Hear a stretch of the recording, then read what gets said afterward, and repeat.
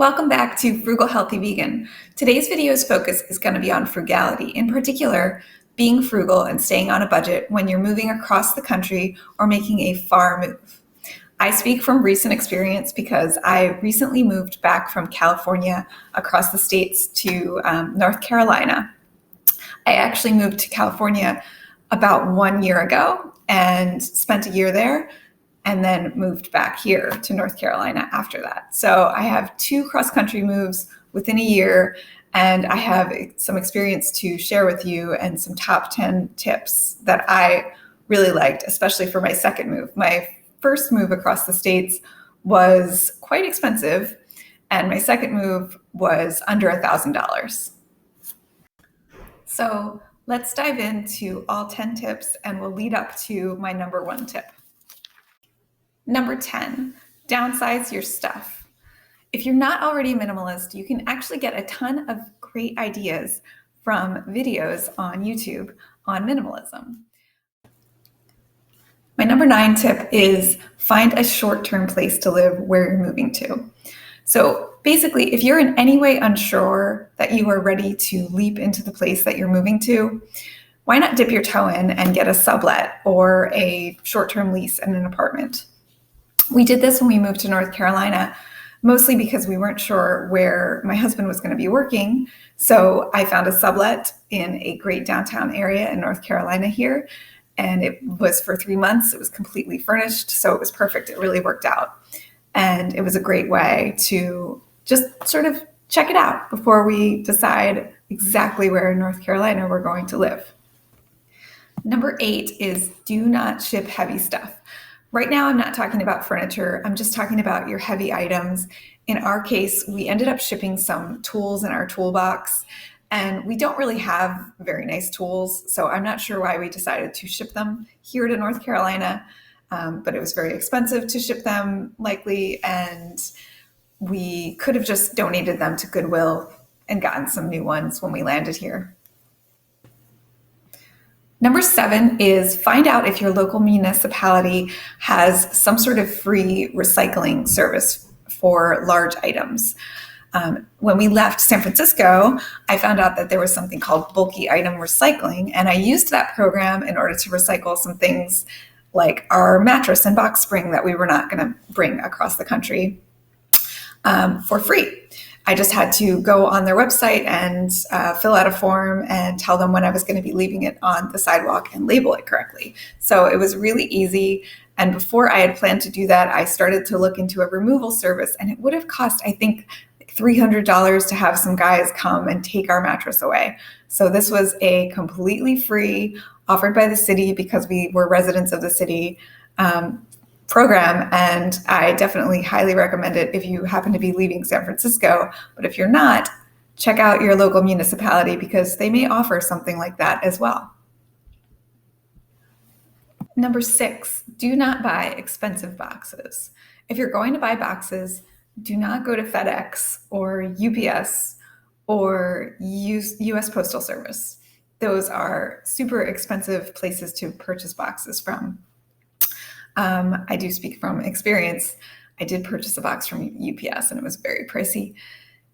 The place to get boxes, if you're going to buy boxes, and it's not really the worst idea to buy them because it's kind of nice to have them all fit together, is U-Haul. I really, really like their boxes. Number 5 is related. You could also find free boxes. So if you really don't want to spend the money on boxes at U-Haul, that's totally fine. You know where to find free boxes, right? This is not news. You can go to your liquor store, your grocery store, ask for some boxes. You could find out when your local business places leave their boxes out for recycling and collect them from the street. We did that in San Francisco.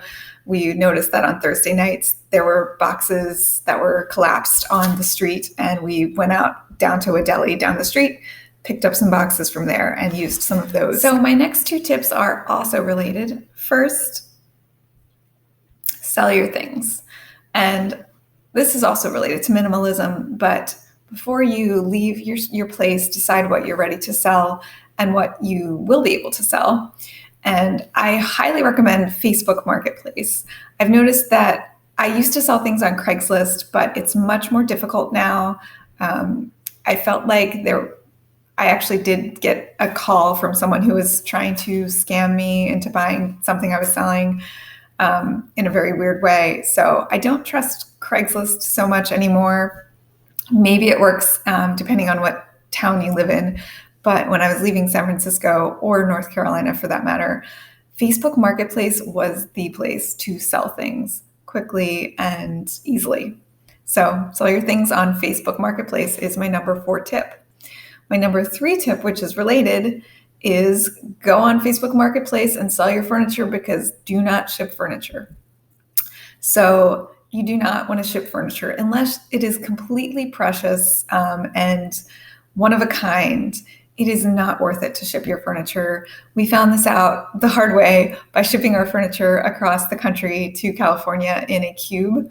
It was a very, very small cube, and it cost probably, I think it was $4,000, $5,000. It was incredibly expensive. We could not fit most of our furniture into it. So we had to make some hard cuts the day that we got the cube and packed it up. And it was just a stressful experience. And after all that, our furniture was definitely not worth that much money, especially if you buy furniture secondhand. You can get some really great deals. My number 2 way that I saved money on our move across the country was we ended up using a travel hack. So look up the Southwest travel hack online and see if you can do it. We did it. I found out about it about 2 months or so before we were ready to move. So it was just enough time to get ourselves signed up for the credit cards, spend the minimum amount on both credit cards on just stuff that we normally bought anyway, in order to get those mega points and add them to the Southwest plan, so that we had a ton of miles to use, and also had a companion pass for, in this case, I was the one who got the credit card, so my husband was my companion. So we basically flew almost for free, other than the TSA fees. And this is from San Francisco to North Carolina. We flew for $11 or something each. So it's a great deal in general just to use this travel hack. Look it up online and you can find out more information and see if it's something that you can do. It's called the Southwest Travel Hack, and there are a ton of resources out there. And my number 1 tip for moving across the country for cheap is, after you've sold the things that you are willing to sell and pared down your stuff and decided what you want to bring with you across the country, ship it on Amtrak. And this, I feel like, is a top secret way to really move across the country on the cheap. So there are a bunch of rules. Go on the Amtrak website and look up Amtrak shipping. They do not advertise. So you possibly have never heard of this. I certainly heard about it from my doctor. So randomly, she told me about it and I looked into it. And there are a number of rules with it. You can only ship up to 500 pounds a day, which we actually exceeded. So we had a couple of boxes that didn't make our Amtrak shipment, and we had to ship them via the post office, which was a bit more expensive. The prices are all on their website, and for us, shipping around 500 pounds, around 21 boxes full of our stuff, cost $470 across the country. So we had to get it to the nearest Amtrak location near us in San Francisco, which was in Oakland, so it wasn't that close. And but luckily, where we were moving in North Carolina, the Amtrak station is really, really close to where we're living. So that end of the trip was a bit easier. But for $470, we shipped 500 pounds worth of stuff. If you tried to do that via any other way, via the post office or FedEx or UPS, or if you hired a cube, it would cost a lot more than that. So this is a great way to do it. Look up all the regulations on their website. We shipped pretty much everything. They have some rules like you do not want to ship fragile things and you do not want to ship electronics. We shipped a lot of things. So I'm not going to tell you what to and to not pack, but I will just tell you, just pack everything really carefully. And in our case, everything shipped really beautifully. It was actually, we ended up shipping some things via the post office, and those things got really banged up. But in Amtrak, nothing was bagged up. It was all in beautiful shape. It looked exactly like it did when we packed it. So in our case, it really worked out, and it was an excellent way to move across the country. When we moved back to North Carolina, I wish we had done it when we had gone to California. I wish I had looked into it and done it, because I could have saved thousands of dollars that way. I wish I had seen this video before we moved, because I could have saved thousands of dollars that way. And I hope that you are watching this video and you are planning a huge move and it's helping you out, because that's my goal, is to help you be frugal.